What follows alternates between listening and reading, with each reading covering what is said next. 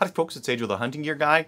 This is the Norinco TT Olympia. It is a Chinese-made replica of the 1936 Walther Olympia, specifically the Jaeger. So if you look at like the Walther Olympias, they usually have like long boy barrels on them.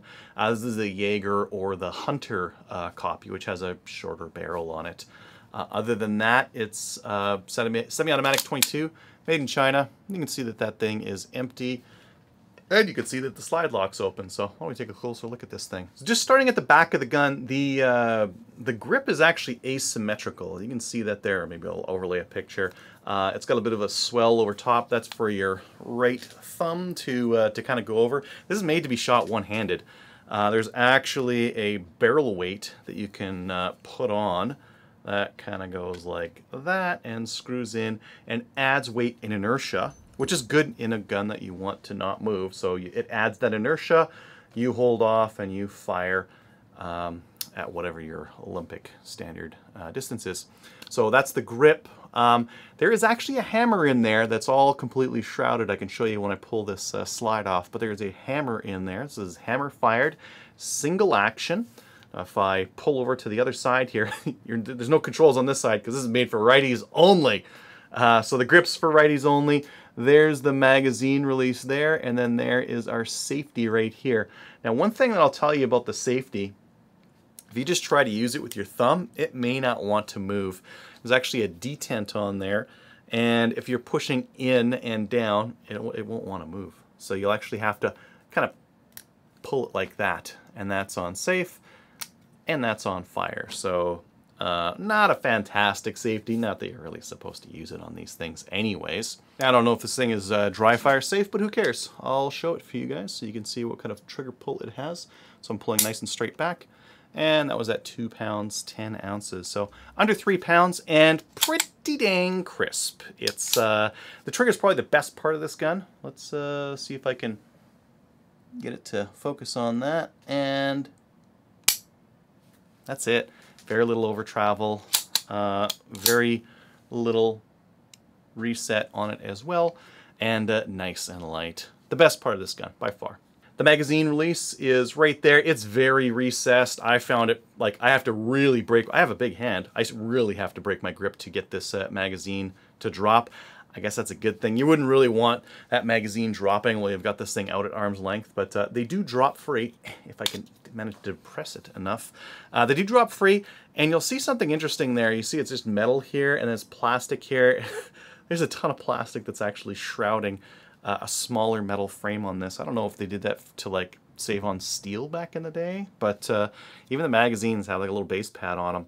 These are 8-round magazines. There's a little kind of a bumper there, and I'll probably just run in some B-roll here. These magazines are shit.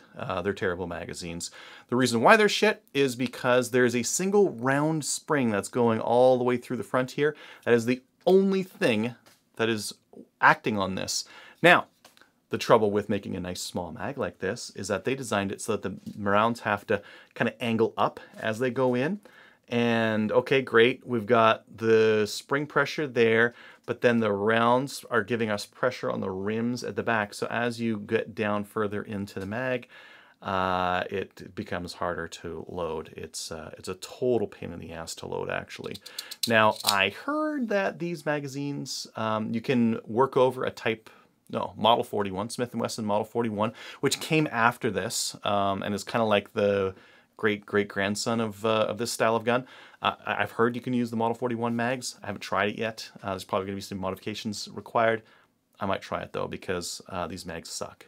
So that's the sucky mags. They actually have a last shot hold open that is right. So there's that last shot bolt hold open. Actually just pushes this little lever up, and that locks the slide back. That's all that's doing. So we have a fixed barrel, reciprocating slide, and it just kind of reciprocates like that. We have a big blocky target sight in the rear. I found that the front sight is big and blocky enough, it kind of like fills the entire back.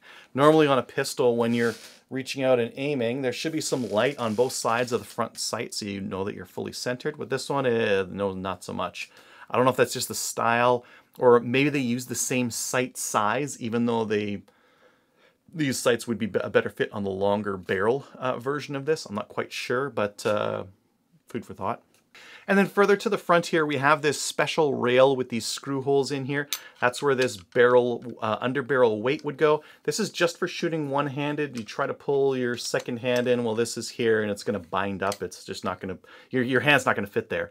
But if you need that extra weight for single-handed shooting, if you shoot silhouette or something like that, that might be a good option for you. Okay, now to disassemble for cleaning, what we're gonna do here is pull the trigger down. We're going to pull that down, pull the slide back and up, and that's going to allow the slide to come off the front. There's our slide right there. We've got our firing pin in there. There's our shroud for our hammer in there as well. And then there is our lower. Maybe that's our lower. There's the hammer that I was talking about earlier. So if I wanted to show that to you, there it is fired, and there it is back, cocked back. And this just allows us to clean. We've got great access to the breech. We've got great access to the face there, so we could scrub out the extractor and all that kind of stuff. This is really all you'd need to do for taking this thing down for cleaning. And just for something cool, there's our trigger linkage there. So you can see that as we pull that, that's what connects back to the sear and hammer at the back of the gun. To reassemble, all we're going to do is take that slide, put it in the front, pull to the back. We need to pull down on that trigger guard so that we can wrap that guy there. And that's it, so it won't come out again. The magazines are considerably shittier. Let's take a look. So we've got a couple flathead screws on the bottom there. Just believe me, I'm taking the flathead screws out. Screw 2. One thing I found that you have to make sure that this bumper at the bottom is fully aligned with this magazine. Otherwise, if it's a little bit off, your mags won't drop free. They'll be a little bit harder to get in and out because they'll be dragging against the grips. That gets us access to this. This puzzled me for a little bit because it looked like there was two pieces of metal here that were maybe like bent over each other, but actually they're not. And it's a little bit easier than I thought it was going to be. Now these are pretty stiff, but see that button there? I'm going to push that in, and I need to push this floor plate forward. I can't push it backwards because this is going to be in the way, but I can push it forward. I need that pin right out of the way, and this one's kind of stiff, so I'm just going to tap it out with a hammer. I don't know why they made this stupid thing so friggin' tight, but there we've got it almost off. I'm going to show you this thing so that when you see it, it feels like it's holding itself. It's not. That spring and it's just wound up in there. It's just ready to explode. So I'm just going to tap it on the table. And that lets this stupid round spring, it's been under tremendous pressure out. There's my little like bottom to the magazine. There's the spring, and you can see that that round spring is only kept in this front part of the magazine. It's not taking up the full body like most normal mags would be. Now this guy is going to stop me, but as soon as I get it out to the back here, what I'm going to be able to do is just tap it out. And that post here has a couple of little grooves in it that actually hold it in there. Now I can drop this stupid thing out, and there we go. Now to reassemble our magazine, we can take this round bit in there. We need to get it so that the hole is lined up with that thing there. We're going to take the post, long side down, groovy side up, groovy side facing the grooves of the magazine here. And I'm just going to kind of wiggle it into place until it goes. There it went. And there's that post. Next I'm going to take my spring here and just put it on. And now comes the hard part, getting this spring and convincing it to stay in here. If you haven't done this before, you might want to wear eye protection. At the very least, don't aim the springs at yourself because they might send something flying. Might get you right in the eyeball. Oh my god, it's such a bastard to get in there. Okay. And it's even worse trying to show you guys how this stupid thing is getting in there. Okay, I think I got it. I think I got it. Get in there and stay in there. Okay. Next I got to put this guy, the post is going to go, the long side of the post is going to go down just like that. And this is like Indiana Jones and the sandbag and the golden idol head trying to get this thing in. Okay, there we go. Okay, now I'm holding it in place there. Again, you can see that detent in there. Now I got to get this floor plate on there, just like that. And given the force it needs to go on, or come off, it's probably going to need considerable force to go on. Oh, not bad.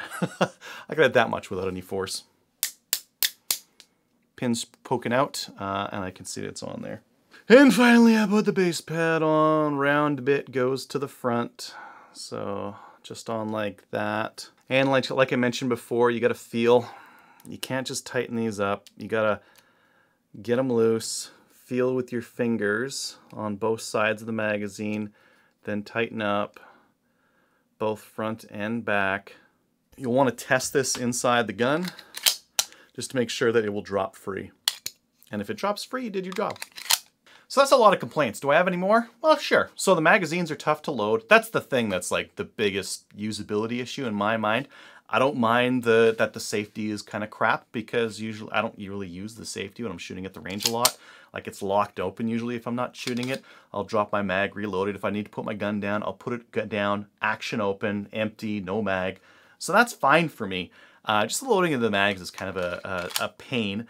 For other downsides of this gun, the sights are a little bit like close. You might like that. Personally, it's just a little bit claustrophobic for me. The trigger's fantastic. Really like that.